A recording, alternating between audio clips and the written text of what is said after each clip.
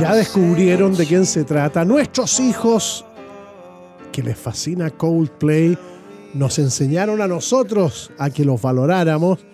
Cristian Lomaquín, economista, profesor de Historia del Pensamiento Económico, me dice que en Buenos Aires, ¿cómo se llama? Chris Martin, sí. Chris Martin, el líder, ¿cómo fue? Dijo, homenaje a... Le hizo un homenaje público a Soda Stereo y dijo que eran los mejores rockeros que habían en español. ¿Qué tal? Comparto plenamente lo que dice Chris Martin. Nos aprovechamos del talento de Coldplay para conversar con Cristian Lomaquín.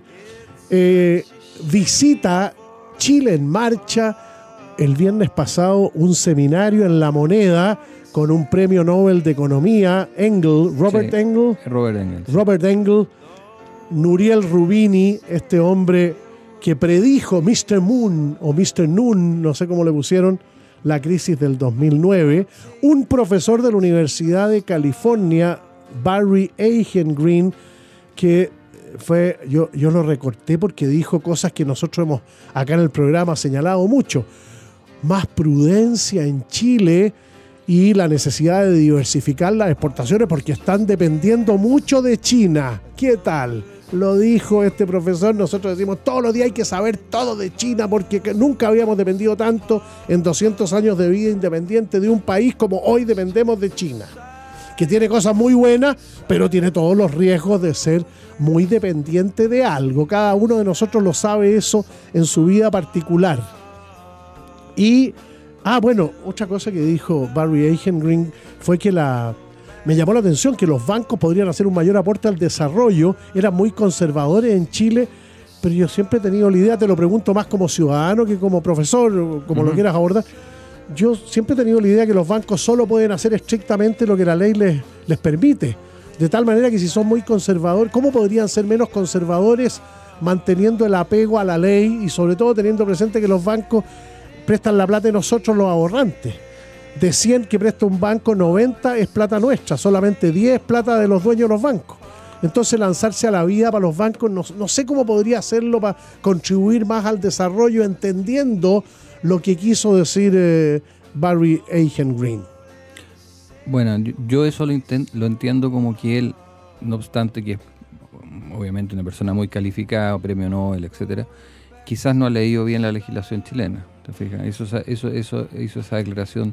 Es lo más probable, porque imagínate lo que es leer todas las leyes bancarias y venir a hacer una afirmación acá con conocimiento total es difícil. Y efectivamente nosotros tenemos una legislación más restrictiva probablemente que en Estados Unidos. Acuérdate que la legislación chilena fue muy afectada por la crisis del 82. Correcto. En la crisis del 82 que había había como una identificación entre el banco y los propietarios. Y los negocios, los otros negocios de los propietarios. Exacto. Entonces hubo mucho préstamo de los bancos directamente a los propietarios y se entendió que eso había sido una de las causas de la crisis. Claro, préstamos que el banco no le haría a terceros en las condiciones que se le hizo a los otros negocios de los propietarios. Exacto. Entonces esto de prestar plata fácilmente a los propietarios te puede generar una especie de riesgo sistémico, porque si todos lo hacen y nada se evalúa y los propietarios creen que lo están haciendo estupendo, pero en realidad no lo están haciendo tan estupendo, puede todo el sistema bancario estar comprometido en situaciones en las cuales después no puede responder. Una cosa que es muy importante es socializar todos los días, majaderamente, insistentemente. Los bancos prestan la plata de nosotros, de cada uno de ustedes, socios de la cofradía, de cada uno de nosotros. Por esa razón es una necesidad de bien público, de justicia social elemental, que la reglamentación de los bancos sea una reglamentación muy estricta y ellos estén obligados a decir permanentemente qué están haciendo con la plata de nosotros. Cuando es un 10% lo que prestan los dueños de los bancos y el 90% es la plata de nosotros, los bancos tienen que tener mucho cuidado. Y cuando uno reclama de que los bancos le prestan a uno el paraguas cuando está con sol y cuando cae la lluvia nos quitan el paraguas. Eso lo dijo Mark Twain. Ah, no sabía. Una frase está buenísimo. Twain, un banquero es un señor que te presta un paraguas cuando está con sol y te lo pide de vuelta cuando está lloviendo. Buenísima, no tenía idea que era... Bueno, personaje de muchas frases muy creativas y muy interesantes. ¿Qué te dejó a ti la visita de estos distinguidos economistas? Ya más para conversarla con tus alumnos. Cristian Lomaquin. Bueno, personalmente creo que es una muy buena presentación de un programa económico, traer personas, expertos extranjeros y hacerlos hablar y opinar y en general avalar lo que tú vas a hacer. Yo creo que supongo que esa fue la intención también del ministro de Hacienda, que yo creo que fue quien los invitó y se los presentó a Sebastián Piñera. Porque yo creo que Sebastián en eso, y perdona que lo tutee porque lo conocí alguna vez, está un poco más alejado de la academia, del mundo de la academia extranjera. Pero traer expertos extranjeros, y había uno que era jefe del Fondo Monetario Internacional, sí, claro, en algún área, ¿te fijas? Sí. Entonces el Fondo Monetario, que tiene ese poder importantísimo, que lo hemos conversado otras veces, es un organismo internacional no solamente muy serio, sino que además tiene el DICOM internacional. Está bueno eso. A ver, desarrolla esa idea. El Fondo Monetario Internacional tiene el DICOM internacional. Exacto, porque todo el mundo sabe que el Fondo Monetario Internacional tiene la mayor cantidad de economistas contratados del mundo estudiando otros países. Tiene un departamento de estudios que es excepcional por el presupuesto que tiene también. No cualquier agencia. ¿Tú estuviste ahí? Sí, yo los conocí. ¿En Washington? En Washington, exactamente. Entonces, no hay ninguna organización en el mundo que pueda tener 5 o 6 economistas con doctorado estudiando por país. 187 países. 5 o 6 por país es una salvajada. Claro, entonces, y con tipos además, el Fondo Monetario tiene acceso a todas las cifras, ¿no es cierto? Si el Fondo Monetario le pide al Banco Central las cifras de ayer, se las tiene que mandar. Entonces, tienen acceso a las cifras, especialistas para estudiarlas, y están permanentemente haciéndolo. Entonces, eso se plasma en algunos documentos, como por ejemplo el World Economic Outlook. Sí, correcto. Que es un libro. Son 2 documentos al año que son muy importantes. Exacto, que sale un resumen de cómo ellos ven la economía del mundo en base a estos datos.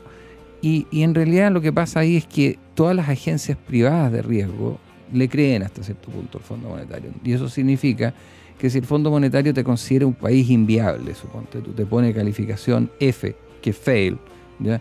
Es muy difícil que una agencia privada diga, no, en realidad este país es A, o es B, o es C, siendo que el Fondo Monetario lo consideró F. ¿Ya? F es lo peor. Entonces, eso en el fondo es un DICOM, ¿te fijas? Porque el Fondo Monetario puede determinar el riesgo país al cual va a estar sujeto el país después de que es calificado. Se creó en la historia económica después de la Segunda Guerra Mundial, Bretton Woods... 1944. No había terminado la guerra todavía. No había terminado. Exacto. Y la idea era darle a la arquitectura financiera mundial 2 pivotes como el Banco Mundial, luchar contra la pobreza, y el Fondo Monetario Internacional para la claridad de las cuentas públicas de los gobiernos. Era, a ver... es un poco eso, pero también es otra cosa. Cristian Lomaquin. El Banco Mundial fue el primero de los 2 organismos y fue inventado básicamente para generar créditos a contraproyectos. Claro que los primeros créditos que entregó el Banco Mundial fueron a los países que estaban destruidos por la Segunda Guerra, claro. Francia, por ejemplo. Muy bien. El primer crédito del Banco Mundial fue para reconstruir pueblos en Francia, supongamos después de la guerra. Y todavía el Banco Mundial presta contraproyectos. Entonces no sería raro que en este minuto en Chile haya proyectos del Banco Mundial. O sea, por ejemplo, un hospital público o una escuela o incluso por ahí escuché que algunas cosas del Transantiago o el metro. Bueno, incluso tiene una filial el Banco Mundial que se mete en negocios. Exacto. Después, por el tiempo, ellos también derivaron porque dijeron, bueno, estamos metidos en proyectos públicos, pero también deberíamos poder manejar platas en el sector financiero y generaron una filial del banco que se dedica a esa parte. Ahora, y el foco sigue siendo derrotar la pobreza. a mí me llamó la atención en la Constitución, porque ignorantemente yo no sabía, pensé que era muy parecido el Fondo Monetario Internacional y el Banco Mundial en su afán cotidiano. No, pues no es parecido. No, porque el Fondo Monetario es un organismo que presta contra crisis. O sea, por ejemplo, si suponte tú que a Chile Argentina, pues ahora que acaba de terminar claro, que además los argentinos salían a la calle para decir no queremos al Fondo Monetario Internacional acá. Yo me acordaba de mis peleas en la universidad a comienzos de los 70 con los compañeros del Partido Comunista, el Partido Socialista, decían la culpa la tiene el imperialismo yanqui y el Fondo Monetario Internacional. La izquierda chilena, en las juventudes políticas de la época, era muy contraria al Fondo Monetario Internacional. Lo veían como un brazo del imperialismo yanqui para extender su influencia y su hegemonía en contra de América Latina, en este caso. Bueno, ese era el discurso, eso fue lo que yo escuché en la Escuela de Derecho de la Universidad de Chile en Valparaíso y en Santiago permanentemente. Bueno, ese discurso tiene que ver con que en esa época, incluso como ahora, hoy día es un poco distinto, pero en esa época era muy claro. Era una lucha entre dos sistemas económicos, ¿no es cierto? Y la izquierda quería desconectarnos a nosotros del capitalismo, del capitalismo financiero, del capitalismo global, del capitalismo al estilo norteamericano, y como el Fondo Monetario siempre ataba sus políticas a que uno respetara las reglas básicas del capitalismo financiero, eso era visto como una digamos, como una agencia de penetración del sistema, ¿ya? Y hasta cierto punto lo es, porque efectivamente para poder acceder a los créditos del Fondo Monetario Internacional uno tiene que tener un banco central, tiene que tener una moneda estable. Bueno, pero Rusia la tiene hoy día, forma parte del Fondo Monetario Internacional, China también, o sea, Vietnam también. Bueno, eso es muy muy interesante, Coté, y de hecho me tocó verlo. Cristian Lomakin. Cuando se firmó el acuerdo el año 44, que acuérdate, la idea de Bretton Woods fue la idea del inglés John Keynes. Y John Maynard Keynes. Exactamente. Claro, un gran personaje. Un gran personaje. Ahora todos somos keynesianos, dijo George Bush chico en algún minuto cuando había que meterle plata a la economía. Exacto. Bueno, las políticas expansivas siempre se justifican con argumentos keynesianos. A veces cuando uno se quiere vestir bien es mejor usar un argumento o decir que Keynes estaría de acuerdo. Porque Keynes es un gurú al final, es un tipo que tiene una proyección demasiado importante. Alan Greenspan siempre hablaba de la elegancia teórica de los argumentos de Keynes. Bueno, sí. Yo creo que Keynes saltó a la fama, era un profesor de economía particularmente iluminado de Cambridge, Inglaterra, pero él salta a la fama política 20 años antes del acuerdo de Bretton Woods, cuando tiene la audacia de criticar el acuerdo de Versalles, el Tratado de Versalles, y decir, cosa que se cumplió. La historia demostró que tenía mucha razón. Que este acuerdo iba a derivar en otra guerra, que era tan injusto económicamente hablando y repartía los costos de la guerra en forma tan arbitraria, en el caso concreto de Alemania le tocaba gran parte del costo, tal cual, que esto iba a derivar en una segunda pata, iba a haber una segunda guerra para salirse del acuerdo. Y efectivamente eso pasó. Entonces de ahí los políticos le tomaron mucho respeto a Keynes. Su segunda intervención, que lo hizo muy notorio, fue cuando sugirió introducir políticas contracíclicas en la recesión del año 30. La recesión estaba provocando que todos los gobiernos se achicaran, porque recaudaban cada vez menos impuestos. Y él dijo, no, si nosotros gastamos menos y junto con la baja en los impuestos, todas las expectativas se van a seguir yendo para abajo, porque al gastar nosotros menos las empresas van a contratar menos, que es justamente lo que están haciendo. La gente que está descontratada no va a gastar, y si no gastamos no va a haber consumo, y si no hay consumo las empresas no van a vender, y por lo tanto vamos a seguir cayendo en una espiral.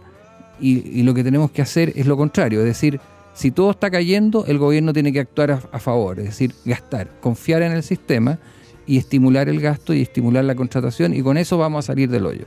En muchos momentos de nuestra historia económica, de los 80 para adelante, los argumentos de Keynes han tenido mucha influencia. Exacto. Bueno, en realidad cuando uno está en una situación complicada, salir de una situación complicada requiere muchas veces imaginación y estructurar un mundo distinto, porque el mundo distinto fue el que te llevó, el mundo anterior es el que te llevó a la situación complicada.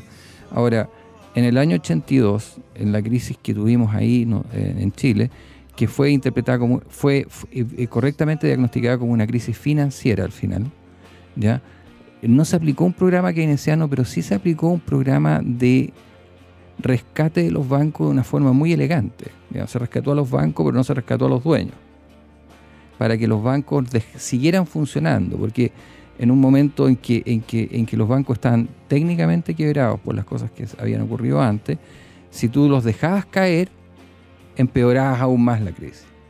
Entonces se inventó un programa, digamos, de rescate de los bancos que se podría interpretar como keynesiano, pero que fue bastante ajustado.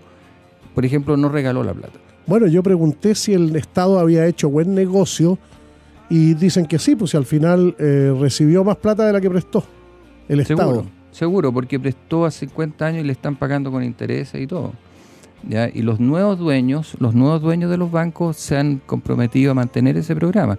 Y los bancos que creo que todavía tienen deuda son el Banco de Chile, que está en manos del Grupo Luxic, y el Banco de Santiago, que hoy día está fusionado con el Santander. Y nunca, claro, y ellos no han reprogramado esa deuda ni han pedido una renegociación de la deuda, han seguido pagando la deuda. Yo una vez escuché, es interesante el tema para dejarlo planteado, porque ahí también se dice, no, pero es que aquí se salvó a los bancos, a los ricos, con la plata de los contribuyentes. Y los que más contribuyen no son los más ricos, son los más pobres. Entonces la plata de los pobres ayuda para... Es muy fácil utilizar políticamente una decisión de esa naturaleza. Claro, pero y al final del día, si uno quiere ser honesto con la verdad, al final del día, en esta renegociación para salvar a los bancos, y los que perdieron los dueños de los bancos, accionistas mayoritarios y minoritarios, muchos perdieron todos los ahorros de su vida en eso. Exacto. Y claro, y el Estado recibió más plata de la que prestó. Entonces es interesante porque ahí están elementos de verdad que pasó. Bueno, sigamos, traer a economistas de talla mundial para ver qué es lo que está pasando en Chile, sobre todo en la discusión política de la nueva derecha, Carlos Ominami, en un artículo que comentamos acá, ex ministro de Economía, senador, presidente de la Comisión de Hacienda del Senado, un hombre con mucha trayectoria, lo conocí bien, ha estado en el programa muchas veces, dice, la obligación histórica de la izquierda hoy día es defender a la democracia liberal que está siendo atacada por la ultraderecha en el mundo. A propósito de los dichos de una chiquilla diputada, que la vi en televisión ayer, declarándose admiradora de Pinochet, vuelve una discusión que me parece muy interesante, pero no muy útil, en el sentido de que nos puede alejar de los reales temas importantes que tenemos en Chile, como es combatir una pobreza de 3 millones y una falta de trabajo de 4 millones de chilenas y chilenos.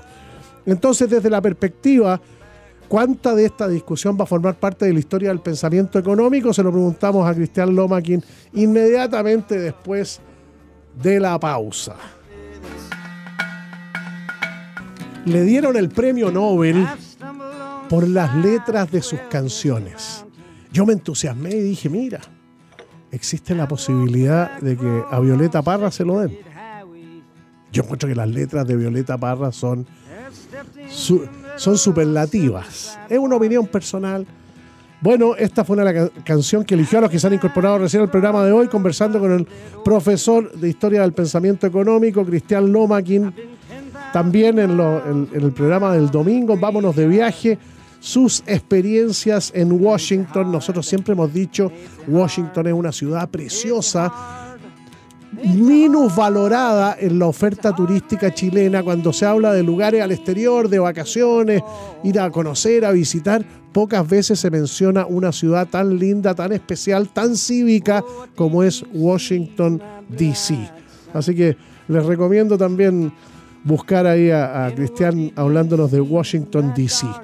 Bueno, la nueva discusión política en Chile pero desde la mirada de sus efectos económicos. Cuando Carlos Ominami, ex senador y ministro de Economía, dice: la responsabilidad histórica de la izquierda hoy día es defender la democracia liberal. ¿Cuál es el alcance y sentido de una afirmación que para muchos puede resultar sorprendente? Carlos Ominami perteneció al MIR. En esa época obviamente no pensaba en defender la democracia liberal. Hoy día siente que es su responsabilidad histórica. Hay muchas clases distintas de democracia liberal en el mundo. ¿Es todo lo mismo? ¿Cómo se ve desde la mirada de la evolución del pensamiento económico, en la historia del pensamiento económico? Bueno, la economía ha estudiado los fenómenos democráticos en algunos capítulos de sus textos, ¿no es cierto? Hay un área que se llama Public Choice, ya que estaba muy de moda cuando yo me gradué, y que estudia el fondo de las decisiones económicas a través de mecanismos democráticos. Hay un premio Nobel de Economía, Kenneth Arrow, que era profesor de Harvard, que ganó el premio Nobel básicamente porque demostró que era imposible encontrar un sistema democrático perfecto, que agregara indiscutiblemente las opiniones de todos de una manera que fuera perfecta para todos, que al final siempre había un elemento arbitrario en las decisiones democráticas. O sea, Churchill sigue teniendo razón, la democracia es el peor sistema, pero no se ha encontrado ninguno mejor. Algo de eso es, claro. Eso es dicho con palabras más de sentido común, ¿ya?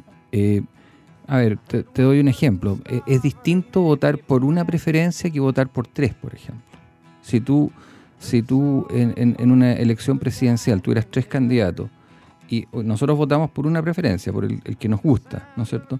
Pero si en vez de eso repartiéramos y dijéramos, vota por el que más te gusta, por el segundo que más te gusta y por el que menos te gusta, y le asignáramos puntajes a eso. Sí, claro, el voto de expresión completa se ha llamado. ¿Ya? Voto por el que me gusta, pero también voto por el que no me gusta. Exacto. Entonces, esos votos más complejos logran identificar mejor quién es, por ejemplo, el candidato más rechazado. Que puede ser, por ejemplo, una persona puede quizás tener la mayoría, pero el 49% restante, supone tú que gana por el 51%, el 49% restante lo detesta. Yo hubiera preferido que ganara el que salió segundo, por ejemplo, en la segunda vuelta. Bueno, lo que acabas de decir encuentra una expresión práctica en los programas de televisión argentina en estos días, diciendo: si se presenta Macri o Cristina, que son dos candidatos probables el próximo año en Argentina, la gente va a votar mayoritariamente en contra de. Claro. Entonces decía, el voto de expresión negativa no puede ser bueno para el desarrollo de una sociedad democrática. O sea, deberíamos votar entusiasmados por aquel que nos convoca tanto a los derechos como a las obligaciones y qué sé yo. Esa cosa aspiracional que tiene la democracia, que también forma parte del ser humano, evidentemente. Pero claro, el voto de expresión completa. Hoy día votamos por aquel que nos gusta más o que creemos que va a luchar en contra de lo que no nos gusta. Pero a lo mejor un voto de expresión completa, ponderado, podría ser una excelencia, un paso hacia la excelencia democrática. Claro, porque podría ganar una elección una persona que no tiene mayoría de primera preferencia, pero que tiene muchas segundas preferencias. Y eso tiende a que el candidato sea más de consenso. Por ejemplo, si lo aplicáramos esto a la elección del 70 en Chile, ¿no es cierto? Los partidarios de Alessandri probablemente no habrían votado como segunda opción por Allende. Los candidatos de Allende tampoco habrían votado como por segunda opción por Alessandri. Pero los candidatos digamos, sí hubieran votado por Tomic. Desde luego. Y entonces Tomic, que salió tanto tercero. De unos u otros hubieran votado por Tomic. Como segundo. Y entonces Tomic, que tenía la menor cantidad de primeras preferencias, podría haber ganado la elección. Claro, porque de uno y otro lado lo preferían a él como mejor segundo. Exacto. Como mejor segundo, claro. Entonces el resultado de la elección depende del sistema. Y esas hipótesis que le valieron, ¿quién fue? Kenneth Arrow. A Kenneth Arrow, el Premio Nobel de Economía, se han seguido desarrollando en el pensamiento económico para ir, porque la procura, creo yo, es perfeccionar la democracia. Y el sistema electoral es una buena manera de ir perfeccionando la democracia. Lo estamos hablando en estos días que está peligrando y que está en una situación más difícil Theresa May. Claro. Claro, hay muchas diferencias en un sistema presidencial como el estadounidense, un sistema parlamentario como el británico o como el alemán o como un sistema como el italiano. Bueno, hay una cosa ahí históricamente muy interesante, ¿no es cierto? Que en América la democracia llegó después de las independencias, ¿no es cierto? Y en América se establecieron casi en todos los lugares sistemas presidenciales. Creo que el único que no es Canadá, ¿ya? Y algunos entendidos en esto te dicen que es la nostalgia por el monarca. Como habían sido antes colonia y había un monarca, entonces y ahora quedan sin monarca, estableció estos regímenes presidencialistas fuertes, que incluso Estados Unidos lo tiene, a pesar de que en otras cosas es una democracia bastante federalizada, pero el presidente es una figura muy fuerte. En cambio, en Europa, que estaban las monarquías, las democracias se establecieron a través de sistemas parlamentarios. Sí. Bueno, había muchas monarquías parlamentarias también. La primera fue la inglesa. Y claro, y sigue siendo. Exacto. Y Holanda, y muchas que ni se imagina la gente, que son monarquías. Hay muchas monarquías que la gente no se imagina en los países nórdicos, por ejemplo. Suecia. Claro. Dinamarca. Suecia. Claro. De hecho, en la ceremonia del Nobel, y vuelvo sobre la canción, ¿no es cierto? Cuando le entregan el Nobel a Dylan, que no fue, sino que mandó a una niña a cantar por él, y recibió el premio in absentia, que la niña cantó esta canción, precisamente. Ahí están los reyes de Suecia. Entonces, todo es una cosa muy surrealista esa imagen, ¿no es cierto? Porque está toda digamos, la solemnidad de las monarquías europeas, pero la persona que está cantando es una especie de cantante folk hippie norteamericano, digamos, ya que es casi un contraste entre el viejo mundo y el nuevo mundo, muy marcado. Bueno, muy y lindo. en esa misma democracia parlamentaria, donde en el asesinato de Olof Palme, por ejemplo, se destacaba el hecho de que él se iba caminando desde su casa a la oficina donde ejercía como primer ministro, y sus vecinos en un barrio de townhouses eran una educadora de párvulos a un lado y un sastre al otro lado, destacando la tendencia igualitaria de la sociedad sueca. Esa sociedad sueca con primer ministro y parlamento fuerte tiene una monarquía, que es una cosa, claro, curiosa. Y creo que el rey de Suecia está casado con una niña brasilera. Eso no sabía. Sí. Porque Máxima... Exacto, ella es la reina de Holanda. De Holanda, Argentina. Bueno, se distinguió mucho en la reunión del G20 que también comentamos. Conversando con Cristian Lomaquin, economista, profesor de Historia del Pensamiento Económico. ¿Con qué opiniones, ideas, puntos de vista ustedes están de acuerdo? ¿Con cuáles discrepan? El propósito de estas conversaciones es entender mejor el mundo de hoy, el mundo globalizado de hoy. ¿Se va a detener la globalización? ¿Va a continuar? ¿Va a haber más globalización mientras más global, más local? ¿Cómo influye esto para un país como el nuestro, condenado a salir al mundo a vender sus productos, sus servicios? La discusión política y la discusión económica, a nosotros que nos encantan los adjetivos, se ultraderechiza, se ultraizquierdiza, vuelve Pinochet. Bolsonaro al declarar que Pinochet fue un gran gobernante. Bueno, ¿cuánto de esto es sustantivo? ¿Cuánto de esto es adjetivo? ¿Cuánto nos hace perder el foco en lo que nosotros creemos en esta conversación de todas las tardes, que debe ser nuestro foco, las oportunidades de trabajo y progreso para nuestros hijos y nuestros nietos? Bueno, esa es la invitación, de eso se trata. Nos interesa su punto de vista. @CoteEvans en Twitter, coteevans@hotmail.com.